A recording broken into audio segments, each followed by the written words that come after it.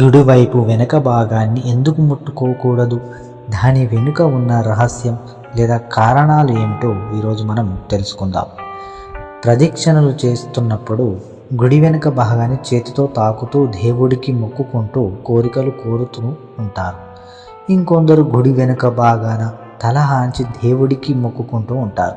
అయితే ఎప్పుడు కూడా గుడి వెనుక భాగాన్ని తాకకూడదు అంటున్నారు పండితులు.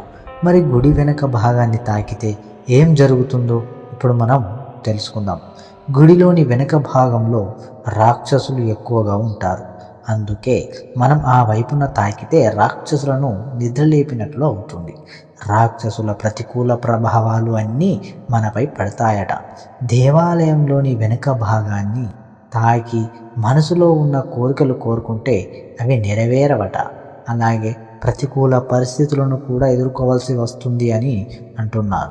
వెనుక వైపు తలవాల్చి మొక్కుకోవడం మాత్రమే కాకుండా కనీసం చెయ్యి కూడా తగిలించకూడదు అని చెబుతున్నారు. అలాగే గుడిలో దేవుడికి వీపు కనిపించేలాగా వెనక్కి తిరిగి కూర్చోకూడదు.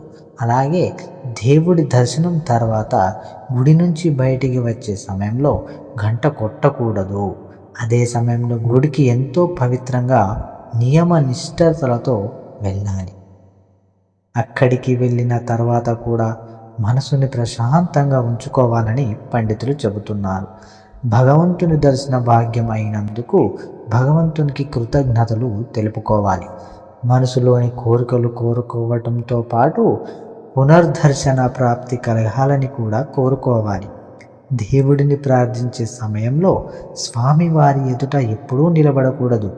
ఎల్లప్పుడూ స్వామివారిని కొంచెం పక్కకు నిలబడి మాత్రమే దర్శనం చేసుకోవాలి. ఎప్పుడు ఎదురుగా నిలబడకూడదు. ప్రసాదం తిన్న తర్వాత ఆ ఎంగిలి చేత్తో దేవుడికి దండం అస్సలు పెట్టుకోకూడదు. అలాగే దేవాలయానికి వెళ్ళాక కాళ్ళు కడుక్కున్న తరువాతే అంతరాలయంలోకి ప్రవేశించాలి. ఇలాంటి చిన్న చిన్న నియమనిష్టలు పాటిస్తే భగవంతుని అనుగ్రహాన్ని సులువుగా పొందవచ్చని పండితులు చెబుతూ ఉన్నారు. Thank you for watching this video. ఇలాంటి మరిన్ని మనకు ఆధ్యాత్మికతమైనటువంటి విశేషాలు లేదా రహస్యాలు తెలుసుకోవడానికి మన ఛానల్ని నిరంతరం ఫాలో అవ్వండి. దానికోసం ఛానల్ని సబ్స్క్రైబ్ చేసుకోండి. Thank you.